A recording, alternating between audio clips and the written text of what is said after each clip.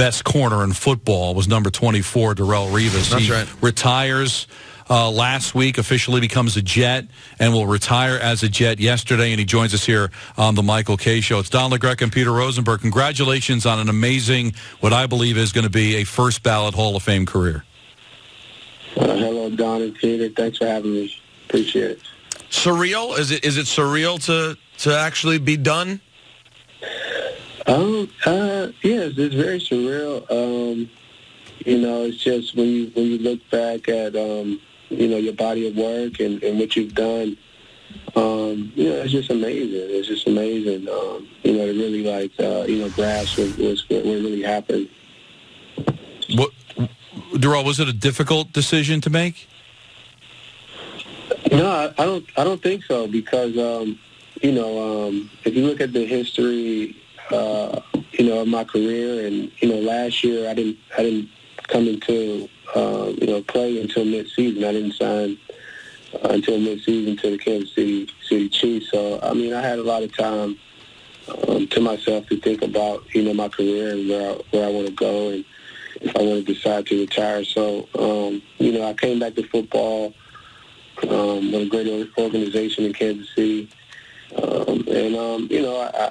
I had my time there, and it was a great time. And I went back into free agency this past offseason, and I had a little bit more time to think about if I wanted to play for another ball club or if I wanted to retire. So I just felt that, when I reflected on my career this past offseason, I felt it was the right decision to just, hang the cleats up. 32 is not an old man by any stretch of the imagination, maybe in football, but you played at an elite level.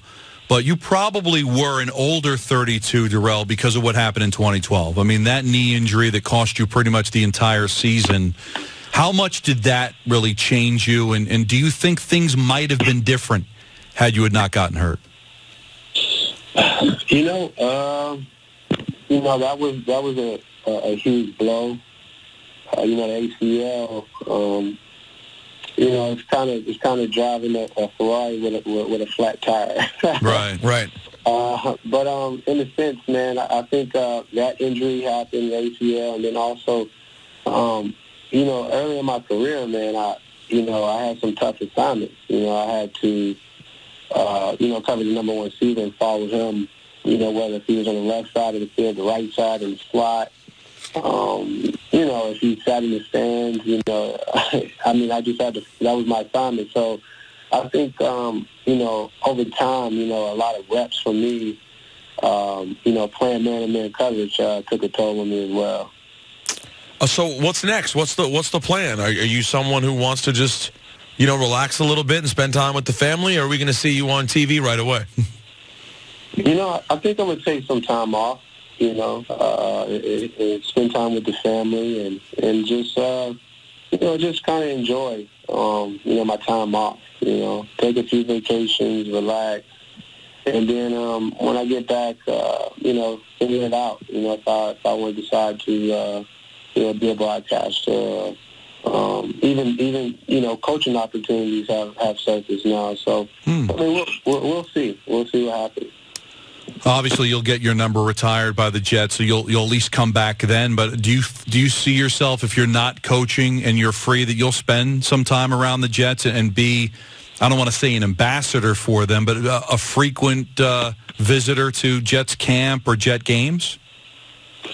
Yesterday, was the official press conference, and they accepted me with open arms, man. It was an awesome day yesterday, and, they just told me, anything you need, you want to come to games, if you want to stop by the facility, if you just want to be around, be around the facility and around the guys, and you're more than welcome to come. So, I guess I have all access right.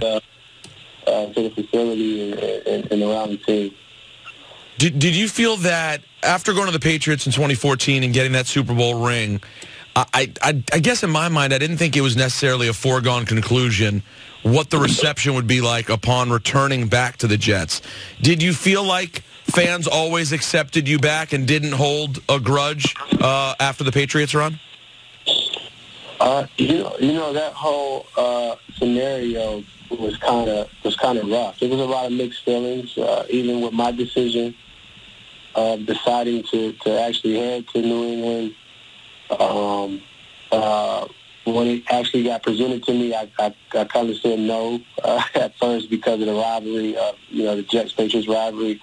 And then actually when I had I had to sit down with Mr. Kraft and Bill Belichick, and then actually Tom called me on the phone as well to actually convince me to come up there and win a championship. I decided to do it. So, when I actually made, I actually signed with the team. Yeah, I mean there were a lot of Jet fans, and maybe I even felt maybe the impact of that signing. I think the Jets organization maybe looked at it.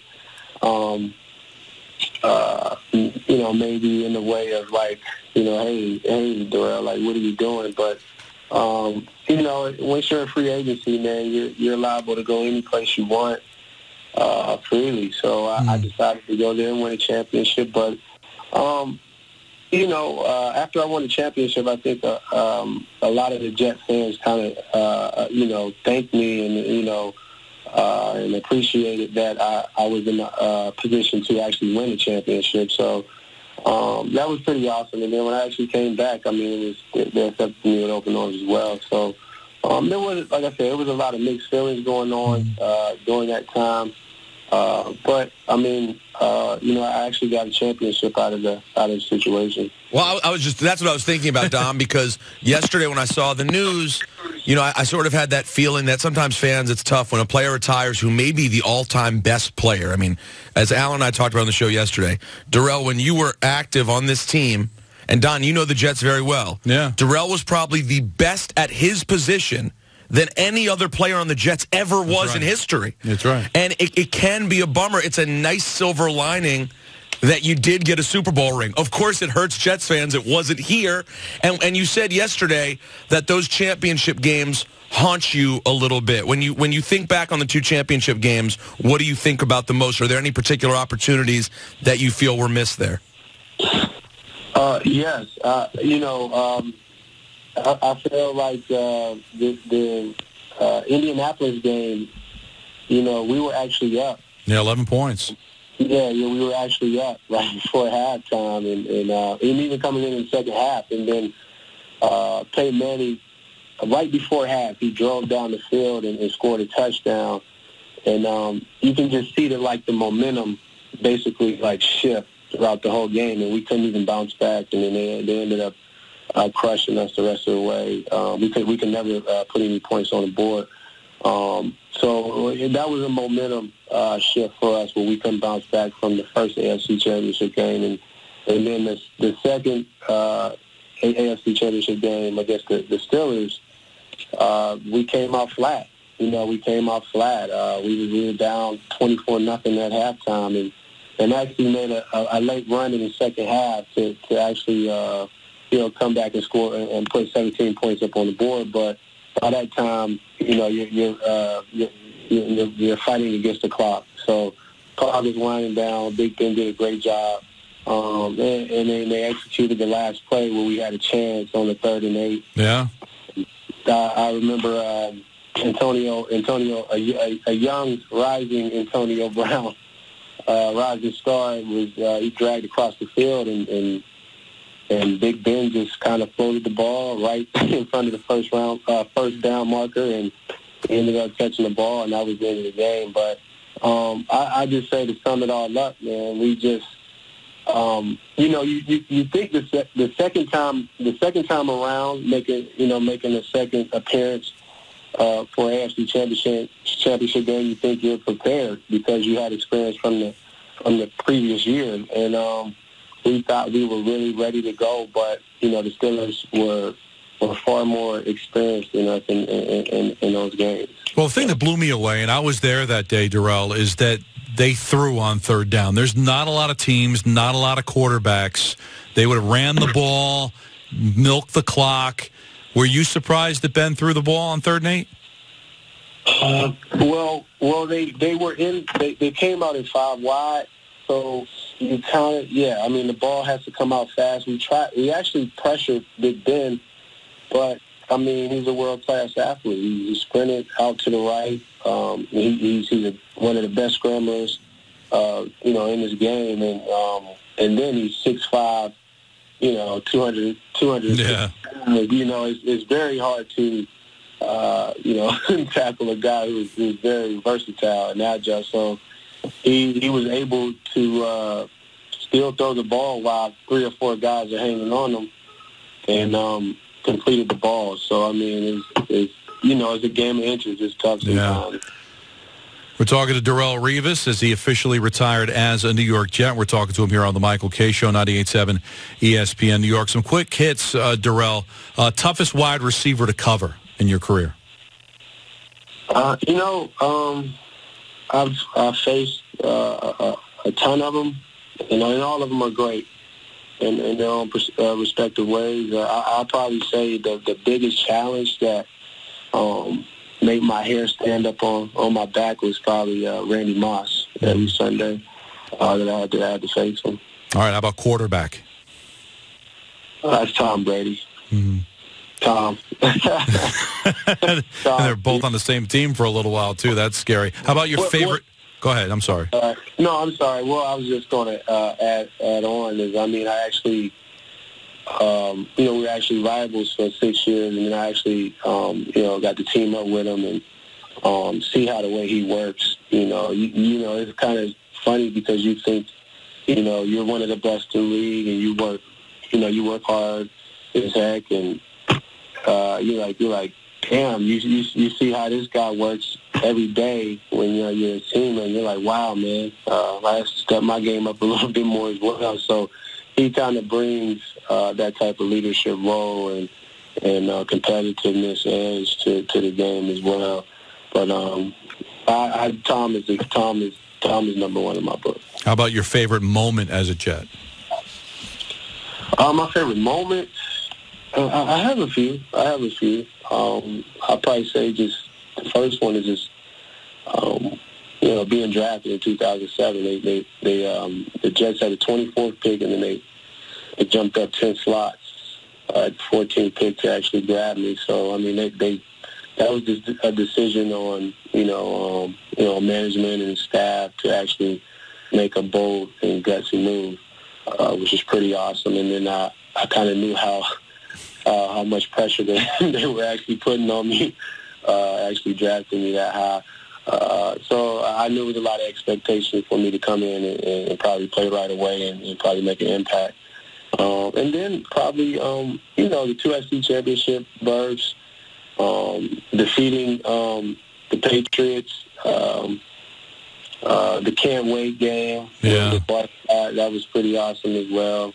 That was a big moment for the franchise as well. So I mean, it's a ton of memories, and this last one, just coming back and actually retiring was pretty cool too. And how was it to be coached by Rex? Oh, Rex was amazing, man. He was awesome.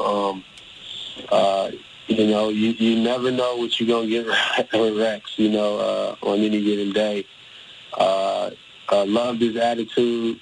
Loved his football IQ, as a coach. He comes from a great football family. His father is very respected, in the industry, and his brother as well. So I mean, wish I could still be, playing with, we play together and play a coach. That would be awesome.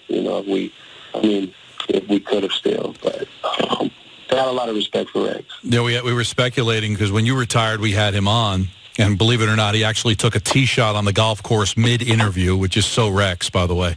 And we speculated he had your back when Woodson won the Defensive Player of the Year over you, and he went nuts, and I'm sure you heard it, and we kind of speculated. As upset as you were, and you're probably happy that Rex had your back, did you kind of think about, all right, well, since you think I'm that good, I'm gonna use that to renegotiate my deal? Was that something that was a jumping off point when he had your back like that you were able to use that in negotiations?